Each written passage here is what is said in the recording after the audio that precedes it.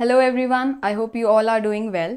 हमारा फिजिक्स में टॉपिक चल रहा था लाइट, जिसमें हमने रिफ्लेक्शन से स्टार्ट किया था और फर्स्ट क्लास में हमने प्लेन मिरर पे कैसे रिफ्लेक्शन होता है वो देखा। आज हम पढ़ेंगे कि स्फेरिकल मिरर में कैसे रिफ्लेक्शन होता है। So let's begin. सबसे पहला क्वेश्चन जो आता है वो ये है कि स्फेरिकल मिरर एग्जैक्टली क्या होते हैं and how are they different from plane mirror. तो प्लेन मिरर में जैसे हमने देखा था उसका सरफेस कैसा होता है, जहां पे रिफ्लेक्शन होगा लाइट का वो सरफेस एक प्लेन सरफेस होगा, लेकिन स्फेरिकल मिरर के केस में वो कर्व सरफेस होता है, इसलिए हम उनको कहते हैं स्फेरिकल मिरर। अब एग्जैक्टली प्लेन मिरर एक प्लेन मिरर है, लेकिन स्फेरिकल मिरर बना किससे होगा? तो इमेजिन करके देखिए, आप एक स्फीयर रहा होगा जिसका हमने एक पार्ट ले लिया, सिर्फ थोड़ा सा पार्ट लिया मिरर बनाने के लिए। अब ये वाला पार्ट अगर आप देखोगे, यहाँ पे ये कर्व पार्ट है, इस कर्व पार्ट को हम बोलेंगे ये हो गया हमारा एक स्फेरिकल मिरर। और क्योंकि ये बाहर की तरफ बल्ज आउट हो रहा है, इसलिए हम इसको बोलते हैं कॉन्वेक्स मिरर, जो थोड़ा बल्जिंग आउट होता है। दूसरा, अगर हम इसी स्फीयर में से पीछे की साइड से एक मिरर बनाएं जिसमें हमने ये पार्ट लिया, तो अब जो इसका रिफ्लेक्ट करने वाला सरफेस है वो ये वाला सरफेस है। यहां से अगर हम रिफ्लेक्ट कराएंगे लाइट को, तो अब ये बेंट इन है, तो इसको हम बोलेंगे कॉनकेव मिरर। तो ये दो टाइप के हमारे मिरर्स को हम पढ़ते हैं स्फेरिकल मिरर के केस में। अब इनको समझते हैं कि एग्जैक्टली ये दोनों बनते कैसे हैं। So let's see. ये हमारे दो स्फीयर्स लिए हुए हैं हमने इस स्फीयर का ये वाला पार्ट, सिर्फ इतना पार्ट लिया। इसमें जो रिफ्लेक्शन होना है वो इस पार्ट पे होना है, जो इनर साइड है। यहां से अगर हम इसका रिफ्लेक्शन कराएंगे तो ये बेंट इन है, देखा जाए तो ऐसे कर्व है, इसको हम बोलेंगे कॉनकेव मिरर। इसमें हमने उसी स्फीयर का ये वाला पार्ट लिया और रिफ्लेक्शन हम करा रहे हैं इस साइड से, जो कैसी है, बल्जिंग आउट है, तो ये हो जाएगा हमारा कॉन्वेक्स मिरर। अब अलग अलग चीजें देखते हैं कि इन दोनों ही मिरर्स में क्या क्या चीजें इंपॉर्टेंट होती हैं, जो हम पढ़ते हैं इस चैप्टर को और डिटेल में समझने के लिए, और हमारे क्वेश्चंस भी सॉल्व करने हैं हमें। तो सबसे पहली चीज होती है हमारी पोल। पोल क्या होता है? जो भी हमारा मिरर है उसका सेंटर पॉइंट, ये होता है हमारा पोल। अगली चीज है centre of curvature. Centre of curvature वो पॉइंट होता है जो जिस स्फीयर का ये पार्ट है उस स्फीयर का जो सेंटर है, यानी हमने इस स्फीयर को बनाने के लिए जो सेंटर यूज किया होगा वही सेंटर होता है इस मिरर का भी सेंटर ऑफ कर्वेचर। तो ये हो गया हमारा सेंटर ऑफ कर्वेचर। अब एक लाइन होती है जो इस सेंटर ऑफ कर्वेचर को पोल से ज्वाइन करती है, इस लाइन को हम बोलते हैं प्रिंसिपल एक्सिस। सबसे पहले क्या देखा हमने? पोल क्या होता है, उसके बाद centre of curvature and then principal axis. ये तीन चीजें अभी तक हमने देखी। अब सेंटर ऑफ कर्वेचर से पोल तक की जो डिस्टेंस होती है इसको हम बोलते हैं radius of curvature. So this is our fourth point, radius of curvature. Next thing is aperture. Aperture वो लेंथ होती है जिसके ऊपर रिफ्लेक्शन होता है। इस स्फेरिकल मिरर की जो लेंथ है, जिस पार्ट के ऊपर हमारा रिफ्लेक्शन होगा, उसको हम बोलते हैं aperture. So this is our fifth point. And sixth is focal length. उससे पहले हम देखते हैं इसका एक और पॉइंट है, दैट इज फोकस। फोकस क्या होता है? फोकस वो पॉइंट है, अगर यहाँ पे हमने लाइट्स दी या इस मिरर के ऊपर एक लाइट आई कुछ, वो लाइट जब रिफ्लेक्ट होके जिस एक पॉइंट पे मिलेंगी उस पॉइंट को हम बोलेंगे focus. So this is our sixth point. अब फोकस जनरली कहाँ होता है? वो सेंटर ऑफ कर्वेचर और पोल के बीच में होगा। अगर इस केस में देखेंगे तो सेंटर ऑफ कर्वेचर यहाँ है, तो हमारा फोकस कहाँ होगा? इन दोनों के बीच में। इस केस में सेंटर ऑफ कर्वेचर मिरर के पीछे है, तो इसका फोकस कहाँ बनेगा? इन दोनों के बीच में, मिरर के पीछे। दोनों ही क्या है हमारे? फोकस। अब इस फोकस से पोल तक की डिस्टेंस को हम बोलते हैं focal length. This is our seventh point. Focal length क्या हुआ? इस फोकस से पोल तक की distance. So these were the important terminologies जो हम इस चैप्टर में पढ़ेंगे। एक बार रिकैप करते हैं। सबसे पहले हमने देखा पोल क्या होता है। पोल सेंटर है उस स्फीयर के सरफेस का जो हम यूज कर रहे हैं रिफ्लेक्शन के लिए। सेकेंड चीज है centre of curvature. Centre of curvature वो पॉइंट होता है जो उस पूरे स्फीयर का सेंटर है जिससे वो मिरर हमने बनाया है। Then we studied about principal axis. Principal axis वो स्ट्रेट लाइन है जो सेंटर ऑफ कर्वेचर को ज्वाइन करती है पोल से। अब सेंटर ऑफ कर्वेचर से पोल तक की डिस्टेंस को हम बोलते हैं रेडियस ऑफ कर्वेचर। उसके बाद हमने देखा अपर्चर। अपर्चर वो डिस्टेंस होती है, पूरी लेंथ जो रिफ्लेक्टिंग सरफेस की है। इस केस में अगर हम देखेंगे तो पूरी लेंथ जिसके ऊपर रिफ्लेक्शन हो सकता है, उस मिरर की लेंथ को हम बोलते हैं aperture. Then we studied about focus. Focus वो पॉइंट होता है जहां पे अगर लाइट्स उस मिरर पे आ रही हैं तो वो रिफ्लेक्ट होके जिस पॉइंट पे मिलती हैं या अपीयर टू मीट करती हैं उसको हम बोलते हैं फोकस, और फोकस से पोल तक की डिस्टेंस को हम बोलते हैं फोकल लेंथ। अब आगे देखते हैं कि कैसे इन दोनों ही मिरर के केस में हम इमेज फॉर्मेशन करते हैं। पहले हमने लास्ट वीडियो में प्लेन मिरर के केस में इमेज बनाई थी, अब हम इन दोनों के केसेस में देखेंगे। So let's see. Okay, rules for obtaining image. सबसे पहले हम रूल्स देखते हैं जो हर किसी इमेज फॉर्मेशन में हम काम आएंगे। दोनों ही कॉन्केव मिरर और कॉन्वेक्स मिरर दोनों के लिए ही ये रूल्स सेम होते हैं। लेट्स सी, 4 रूल्स हैं हमारे। सबसे पहला है, अगर कोई भी लाइन पैरेलल आ रही है, प्रिंसिपल एक्सिस के पैरेलल आ रही है, चाहे वो कॉन्केव मिरर के पैरेलल हो या कॉन्वेक्स मिरर के पैरेलल, वो मीट यहां से रिफ्लेक्ट होने के बाद फोकस से पास होती है। अब क्योंकि कॉन्केव मिरर का फोकस उसके आगे है तो वो एक्चुअल में मीट होती है। ये parallel I, let me use another colour. यहां से लाइन आई, अब ये रिफ्लेक्ट होके फोकस आगे है तो वहां से रिफ्लेक्ट होके फोकस से पास करेगी। लेकिन कॉन्वेक्स मिरर के केस में उसका फोकस आगे नहीं होता, पीछे होता है मिरर के। तो लाइन जो पैरेलल आई वो रिफ्लेक्ट तो इसी साइड करेगी, लेकिन अगर हम उसको पीछे ट्रेस बैक करेंगे तो जिस पॉइंट पे वो मिलेगी, जाके प्रिंसिपल एक्सिस से मीट करेगी, वो पॉइंट हमारा क्या होगा? फोकस। तो दोनों के केसेस में हमने देखा, ये था हमारा कॉन्केव मिरर का केस और वो है हमारा कॉन्वेक्स मिरर का केस। सेम होता है हमारा दोनों ही चीजों के लिए देखेंगे। अब अगर हम उस लाइट को सेंटर ऑफ कर्वेचर के थ्रू पास कराते हैं, ये हमारी लाइट आई, हमने अगर उसको सेंटर ऑफ कर्वेचर से पास कराया, हम एक चीज ध्यान रखनी है, एरो हमें नहीं भूलना है। जहां से भी लाइट आ रही है, लेट्स से इस पार्ट में यहाँ पे आ रही थी, तो हम उसको शो जरूर करेंगे कि किधर से लाइट आ रही है, और यहाँ से रिफ्लेक्ट बैक हो रही है तो हमें पता चल रहा है इस साइड जा रही है। सेम होगा इसका केस, यहाँ से लाइट आई और यहाँ से रिफ्लेक्ट बैक हुई। Now back to this. अब इसमें लाइट हमने कहाँ से पास कराई? सेंटर ऑफ कर्वेचर के थ्रू पास हुई। तो जब वो रिफ्लेक्ट होगी मिरर से टकराने के बाद, तो वो उसी पॉइंट पे वापस चली जाती है, जिस रूट से आई थी वही सेम पाथ वो फॉलो करती है। इसके केस में जब हम उसे पास कराएंगे, ये अपीयर टू मीट हो रहा है, हमें लग रहा है कि वो सेंटर ऑफ कर्वेचर से आ रही होगी, उस पॉइंट से जा रही है जो पॉइंट लग रहा है कि सेंटर ऑफ कर्वेचर पे फाइनली जाके मीट करेगा, लेकिन करता नहीं है क्योंकि वो बिहाइंड द मिरर है। तो इस केस में भी वो आएगी जिधर से, उसी सेम पाथ को फॉलो करेगी रिफ्लेक्ट होने के बाद। सो दीज वर, ये हो गया हमारा कॉन्केव मिरर के केस में, अगर सेंटर ऑफ कर्वेचर से जाएगी तो कैसे रिफ्लेक्ट बैक होगी, और कॉन्वेक्स मिरर के केस में जब वो आती है, अपीयर टू मीट करती है सेंटर ऑफ कर्वेचर की तरफ जाती हुई, तो वापस सेम पाथ ही वो फॉलो करती है। नाउ लेट्स सी, अब देखते हैं हम इसका थर्ड पॉइंट, जो है जो हमने फर्स्ट पॉइंट पढ़ा था, अगर पैरेलल आएगी तो वापस कहाँ से जाएगी? वो रिफ्लेक्ट होके फोकस पे जाएगी। लेकिन अगर फोकस के थ्रू आ रही है तो उस लाइट का क्या होगा? सो अगर कोई लाइट है जो हमने फोकस से पास कराई, ये हमने रे थी हमारी, फोकस से पास हुई, रिफ्लेक्ट होने के बाद वो पैरेलल हो जाती है प्रिंसिपल एक्सिस के। फर्स्ट केस में हमने पढ़ा था अगर पैरेलल आ रही है तो फोकस से जाएगी, ये केस उसका जस्ट ऑपोजिट है, अगर फोकस से जा रही है तो वो पैरेलल हो जाएगी प्रिंसिपल एक्सिस के, यहां से आई और यहाँ से रिफ्लेक्ट बैक हो गई। इन case of concave exactly same होगा हमारा कॉन्वेक्स में, बस डिफरेंस ये है कि यहाँ पे एक्चुअल में वो फोकस से पास नहीं करती, लेकिन वो appear to pass from focus होती है, ये लग रहा है कि वो फोकस से पास करेगी। अब इस केस में क्या होगा? वो आके टकराई मिरर से और वो रिफ्लेक्ट बैक की पैरेलल टू प्रिंसिपल एक्सिस, ये हमारी प्रिंसिपल एक्सिस है, इससे पैरेलल वो रिफ्लेक्ट बैक कर गई। तो ये थे हमारे दोनों केस। थर्ड पॉइंट हमने देखा। अब लास्ट आता है फोर्थ पॉइंट, जो हमने रिफ्लेक्शन, लॉ ऑफ रिफ्लेक्शन में भी देखा था, एंगल कैसे बनाता है, एंगल ऑफ इंसिडेंस इक्वल होता है एंगल ऑफ रिफ्लेक्शन के।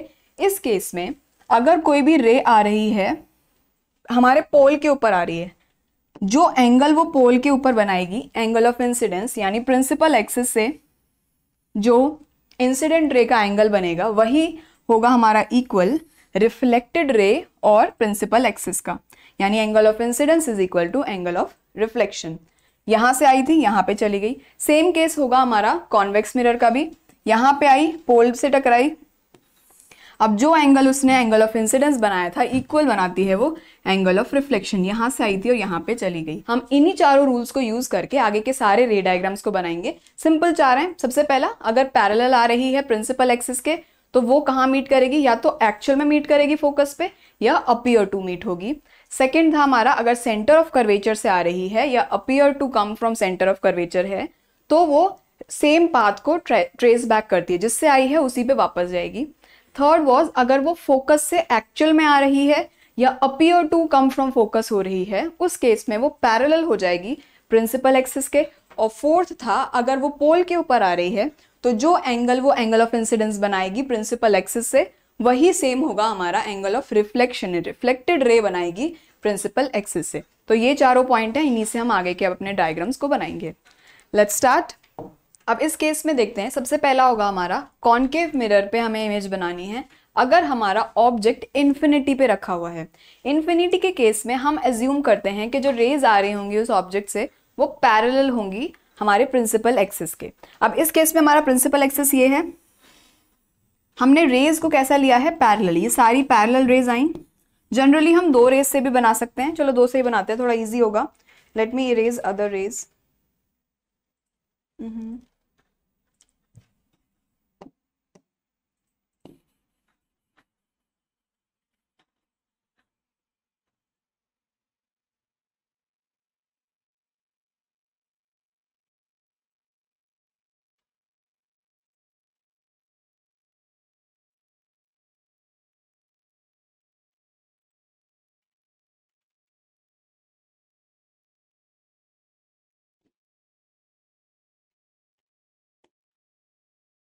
ठीक है, अब देखते हैं हम। ये 2 पैरेलल रेज आई, एक हमारी ये थी और दूसरी है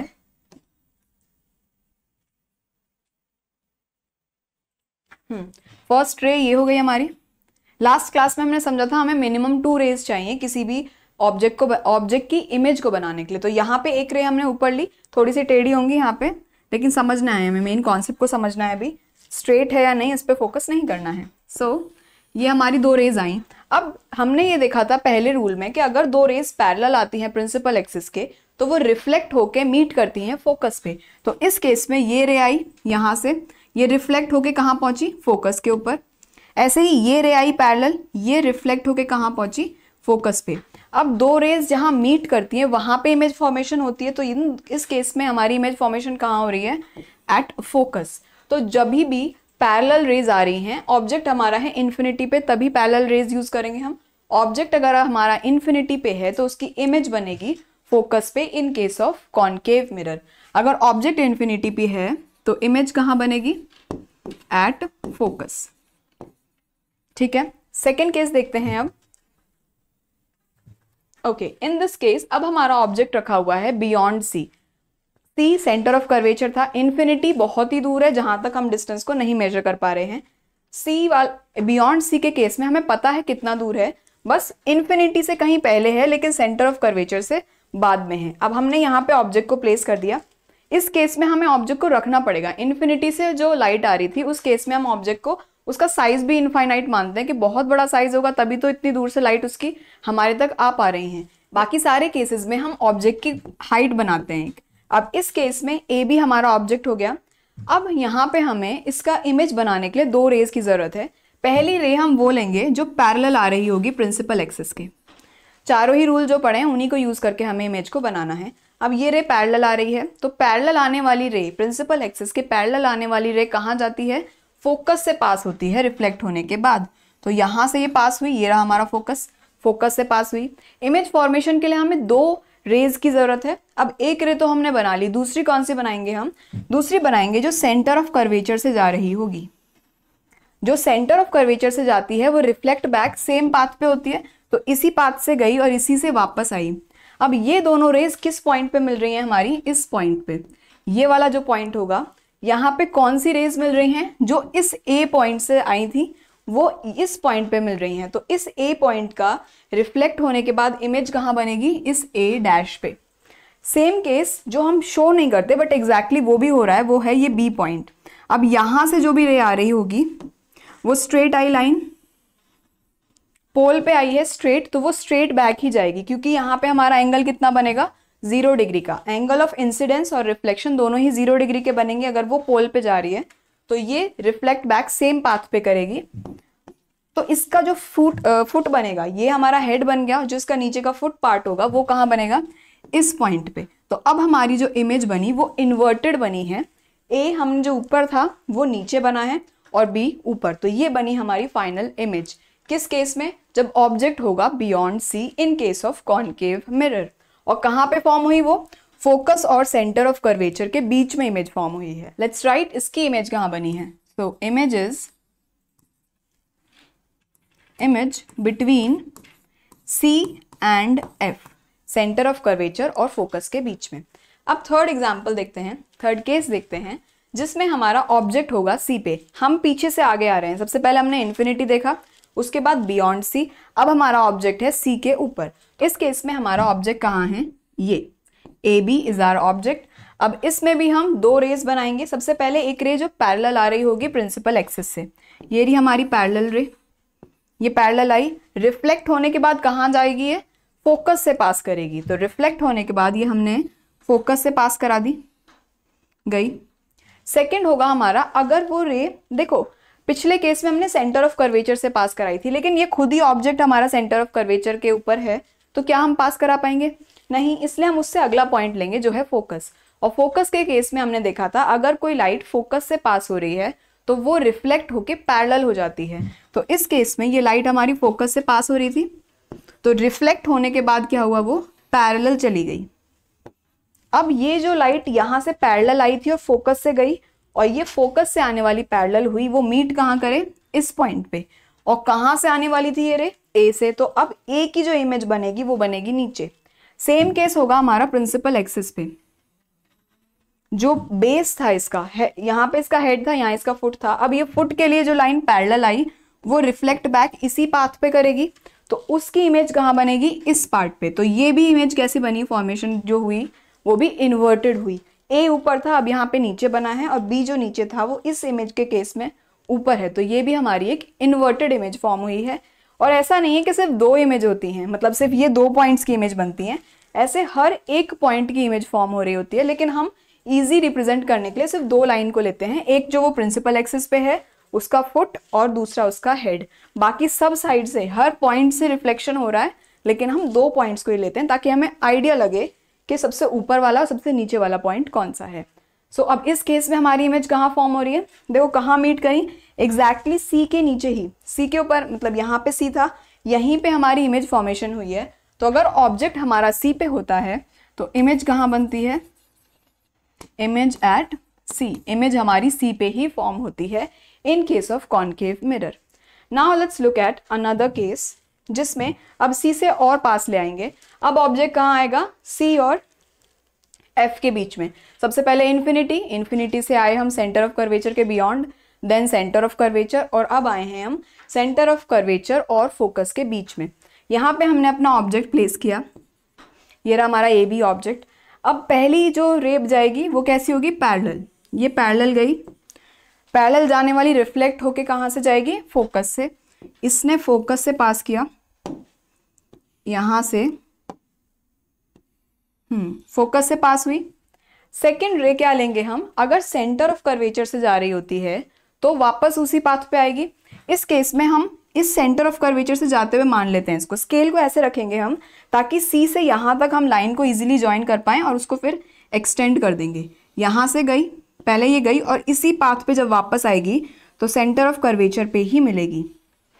जब हम इन दोनों को एक्सटेंड करेंगे तो हमें पीछे जाके कहीं पे ये मिलती हुई मिलेंगी, और वो पॉइंट क्या हो गया हमारा? ए डैश। यानी जो यहाँ पे जहाँ ए पॉइंट था उसकी जो इमेज बन रही है वो कहाँ बन रही है? हमारी ए डैश पे। ये भी नीचे बन रही है।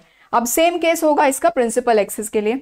जो लाइट हमारी रे पैरेलल आई थी, यानी 0 डिग्री का एंगल बना के आई थी, वो भी इसी पे रिफ्लेक्ट बैक करेगी। और ये हमारा लास्ट पॉइंट कौन सा बनेगा? लास्ट पॉइंट हमारा बना दिस बी डैश। तो हमारी ऑब्जेक्ट ये था ए बी, और इसकी इमेज कैसी बनी? इसकी भी इन्वर्टेड बनी, ए डैश बी डैश। ऊपर से नीचे दिखाई दे रही है ये रही हमारी इमेज। कहाँ बनी है ये? Beyond C. सी के पीछे बनी है, तो बियॉन्ड सी हमारा इमेज कहाँ फॉर्म हुआ? इमेज फॉर्म हुई बियॉन्ड सी। ठीक है। अब अगला केस आएगा जब इसको ऑब्जेक्ट को और पास लाएंगे। अब अगला पॉइंट कौन सा हमारा? फोकस। तो अगर ऑब्जेक्ट हमारा फोकस पे होता है उस केस में क्या होता है? ऑब्जेक्ट हमने फोकस पे प्लेस किया, पहला केस फिर से पैरेलल लेके आएंगे लाइन को हम प्रिंसिपल एक्सिस से, और रिफ्लेक्ट कराया तो वो जाएगी कहाँ से? फोकस से पास होगी। अगला है ऐसे ही स्केल रखेंगे सी से इस जो हमारा ऑब्जेक्ट था उसके हेड पे और एक लाइन ड्रॉ करेंगे, यानी हमें मान लेंगे कि वो लाइन जो आ रही थी वो सेंटर ऑफ कर्वेचर से आ रही थी। तो जब उसी पाथ से आ रही थी तो रिफ्लेक्ट होके भी कहाँ जाएगी, सेम पाथ को वो फॉलो करेगी और ये हमारी यहाँ से चली गई। इन दोनों केसेस में देखो आप, ये वाली रे जो जा रही है ये दोनों पैरेलल रेज हो गई, इसका मतलब ये कहीं पे भी मीट नहीं करेंगी। इस केस में हम मान लेते हैं कि हमारी जो इमेज फॉर्मेशन होगी वो इन्फिनिटी पे हो रही है। जब हमने इन्फिनिटी पे ऑब्जेक्ट रखा था उस केस में हमने पैरेलल रेज ली थी। ऐसे ही जब हम फोकस पे ऑब्जेक्ट को रखते हैं तो उसकी जो लाइंस जा रही हैं, रिफ्लेक्टेड रेज जाएंगी, वो भी पैरेलल होंगी। तो हम अज्यूम करते हैं कि वो कहीं इन्फिनिटी पे जाके अपनी मीट करेंगी और इमेज फॉर्मेशन होगी इन्फिनिटी पे। तो क्या हुआ, हमारा ऑब्जेक्ट अगर था फोकस पे तो इमेज कहाँ बनी, इन्फिनिटी पे, और अगर ऑब्जेक्ट था इन्फिनिटी पे तो इमेज कहाँ बन रही थी, फोकस पे। So let's write it. Object अगर हमारा फोकस पे होगा तो इमेज फॉर्मेशन होगी इन्फिनिटी। लास्ट में एक चार्ट में सारा समराइज करेंगे, तो अभी देख के घबराना नहीं है, लास्ट में सारा समराइज फिर से करेंगे। नाउ वी विल सी जब ऑब्जेक्ट फोकस और पोल के बीच में रखा होगा तो उसकी इमेज कैसी फॉर्म होगी। ये रहा हमारा ऑब्जेक्ट ए बी। सबसे पहली जो रे हमने ड्रॉ की वो पैरेलल आई प्रिंसिपल एक्सिस के, रिफ्लेक्ट होके कहाँ से जाएगी, वो फोकस से। ज्यादा डाइवर्ट हो गई, फोकस से पास करेगी। अगली हम सेंटर ऑफ कर्वेचर और इसको ज्वाइन करेंगे स्केल से, वहां पे एक रे ड्रॉ करेंगे, ये गई, यानी ये इसी पाथ पे गई थी और रिफ्लेक्ट होके भी वापस इसी पाथ पे आएगी। अब जब हम यहाँ पे क्लियरली देख रहे हैं कि ये दोनों दूर जा रही हैं, डाइवर्ज हो रही हैं, इसका मतलब किसी भी पॉइंट पे जाके ये मीट नहीं करेंगी, रियल लाइफ में ये मीट नहीं करेंगी, हमें इनको पीछे एक्सटेंड करना पड़ेगा, यानी ये कहीं पीछे जाके अपीयर करेंगी मीट होती हुई। अब जिस पॉइंट पे ये मीट करेंगी वो बिहाइंड द मिरर होगा, तो ये हमारी कैसी इमेज बनेगी, वर्चुअल इमेज बनेगी। बिहाइंड द मिरर बन रही है, वहां पे एक्चुअल में रेज मीट नहीं हो रही है, तो इमेज फॉर्म हुई बिहाइंड द मिरर और वर्चुअल इमेज। ऐसे ही नीचे वाली जो लाइन है ये बी की इमेज कहाँ फॉर्म होगी, यहाँ पे नीचे प्रिंसिपल एक्सिस के अलॉन्ग आई थी ये लाइन, यहाँ तक आई थी, यहाँ से ही रिफ्लेक्ट बैक हुई, हमने उसको एक्सटेंड करके पीछे मीट कराया, तो वो कहाँ पे मिलेगी हमें, इस बी डैश पे। ये हमारी इमेज बनी ए डैश बी डैश। ऑब्जेक्ट था हमारा फोकस और पोल के बीच में, तो इमेज बनी है हमारी behind the mirror. So image कहाँ बनी, बिहाइंड मिरर।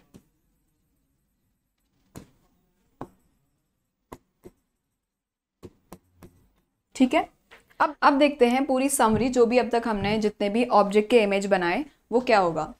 सबसे पहले हम यहाँ पे बनाया हुआ है हमने पोजीशन ऑफ ऑब्जेक्ट, उसके बाद उसकी इमेज कहाँ फॉर्म होगी, उसका साइज कैसा था और नेचर कैसा था।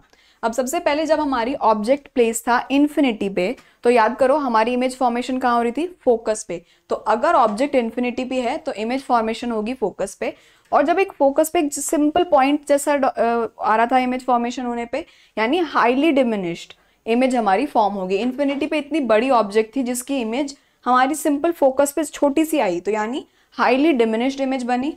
और कैसी बनती है वो, रियल और इन्वर्टेड। रियल मतलब वो एक्चुअल में बन रही है, और इन्वर्टेड यानी उल्टी इमेज बनती है, हमें क्लियरली दिखती नहीं है, पॉइंट साइज है, बट वो रियल और इन्वर्टेड है। रियल आपको क्लियर हो गया, जहाँ पे एक्चुअल में मीट करेंगी वहां पे कैसी होगी, रियल इमेज बनेगी, और इन्वर्टेड वो बन रही है।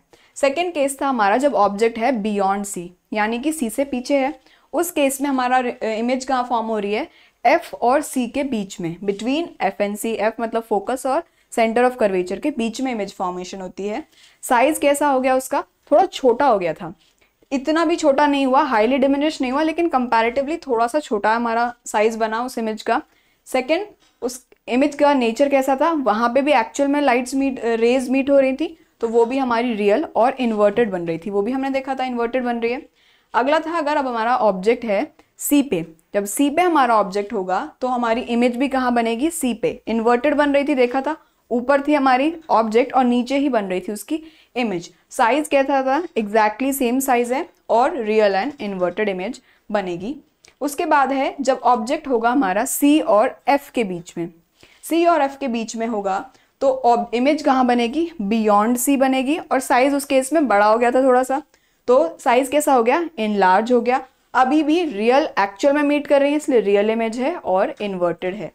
अगला केस है जब ऑब्जेक्ट हमारा कहाँ पे होगा, फोकस पे। उस केस में हमारी इमेज फॉर्मेशन होगी इनफाइनाइट पे, बिल्कुल इन्फिनिटी पे जा रही थी वो, और हाईली एनलार्ज्ड होगी। जब इन्फिनिटी तक कोई इमेज जा रही है तो उसका साइज बहुत ही बड़ा होगा, तो हाईली एनलार्ज्ड इमेज बनेगी, और वो भी रियल और इन्वर्टेड होगी। लास्ट केस है हमारा, अगर ऑब्जेक्ट हमारा फोकस और पोल के बीच में होगा, उस केस में हमारी ऑब्जेक्ट इमेज जो बनेगी वो होगी बिहाइंड द मिरर, और साइज उसका बड़ा हो जाएगा, एनलार्ज हो जाएगा। और बिहाइंड द मिरर बनने का मतलब है लाइट्स रेज वहां पे एक्चुअल में मीट नहीं हो रही, इसका मतलब वर्चुअल इमेज बन रही है। और इरेक्ट मतलब वो सीधी थी, यहाँ पे जिधर हेड ऊपर था तो उधर भी हेड हमारा ऊपर आया था, इसका मतलब इमेज कैसी बनी, इरेक्ट। और क्योंकि लाइट की रेज वहां पे एक्चुअल में मीट नहीं हुई, इसलिए वो थी एक virtual image. So this was our summary, concave mirror से बनने वाली सारी इमेजेस कैसी होती हैं उसकी। अब हम आते हैं अपना नेक्स्ट टॉपिक जो है कॉन्वेक्स मिरर से कैसे इमेजेस बनती हैं। इस केस में हम दो ही इमेजेस को देखते हैं। पहला, अगर ऑब्जेक्ट हमारा इन्फिनिटी पे है, दूसरा इन्फिनिटी से पहले कहीं भी हो, पोल के बाद और इन्फिनिटी से पहले कहीं भी हो। तो दो केसेस पढ़ेंगे, पहला वाला देखते हैं। इसमें भी दो ही बना लेते हैं इजी के लिए, बाकी रेज को रिमूव कर लेते हैं, that would be easy for us.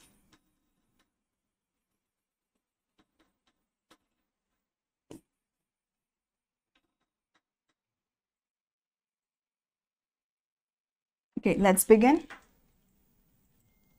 अब हमने ऑब्जेक्ट जब भी इन्फिनिटी पे होता है तो पैरेलल रेज आती हैं, तो ये हमारी एक पैरेलल रे आई, ये रिफ्लेक्ट बैक की। जब पैरेलल आ रही है, रिफ्लेक्ट बैक हो रही है, तो यानी अगर उसको ट्रेस बैक करेंगे पीछे बिहाइंड द मिरर, तो वो कहाँ जाके मिलेगी हमें, फोकस पे।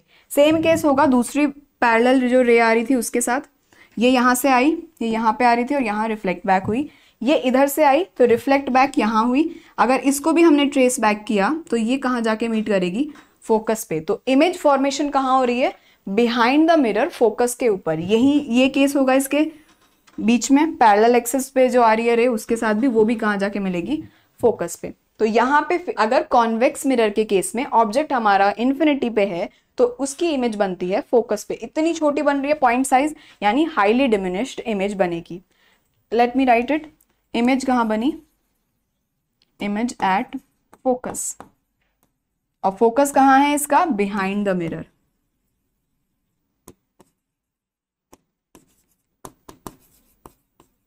ठीक है, अगला केस है, ऑब्जेक्ट कहीं पे भी रखा हो सकता है, इन्फिनिटी से पहले है और पोल के बाद, मतलब इस पूरे पार्ट में कहीं भी बीच में अगर हमारा ऑब्जेक्ट है तब क्या होगा।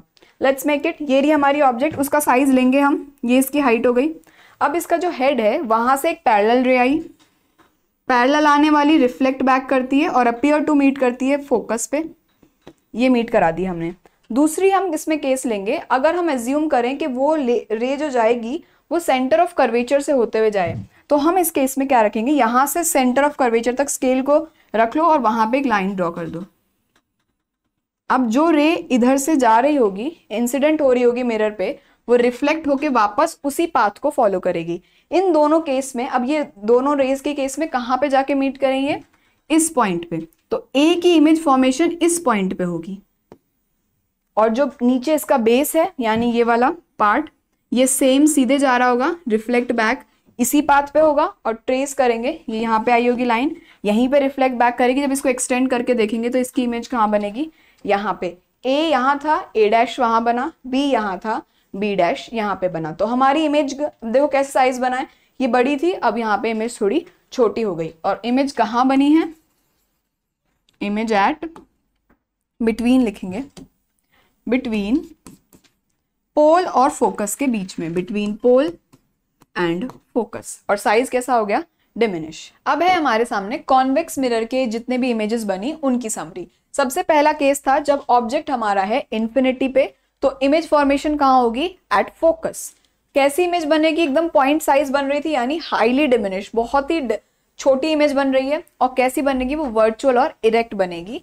दूसरा केस था इन्फिनिटी से पहले कहीं भी और पोल के कहीं भी बाद में, यानी इन्फिनिटी और पोल के बीच में अगर कहीं हमारा ऑब्जेक्ट है, तो उस केस में उसकी इमेज कहाँ फॉर्म होगी, बिटवीन फोकस एंड ओ, इसका मतलब है P, write it as P. हमने पी लिखा है ना, उसको डिनोट किया पोल से, तो फोकस और पोल के बीच में उसकी इमेज बनेगी। और कैसे इमेज बनेगी, वो डिमिनिश इमेज होगी एंड वर्चुअल और इरेक्ट ही वो बनेगी। Now let's look at some examples of where we use concave mirror and convex mirror. सबसे पहले हम देखते हैं concave mirror के uses. Concave mirror को हम यूज करते हैं शेविंग मिरर्स में, थोड़ी हमारे फेस की इमेज बड़ी दिखे इसलिए हम शेविंग मिरर में यूज करते हैं. दूसरा, डेंटिस्ट यूज करते हैं इसको हमारी टीथ का ध्यान से देखने के लिए, ताकि थोड़ी बड़ी इमेज दिखाई दे टीथ की. अगला, ये टॉर्च के रिफ्लेक्टर्स में यूज होता है, लाइट ताकि दूर तक ट्रैवल करे इसलिए टॉर्च के रिफ्लेक्टर में और हेडलाइट्स में, व्हीकल्स की हेडलाइट्स में भी इसको यूज करते हैं.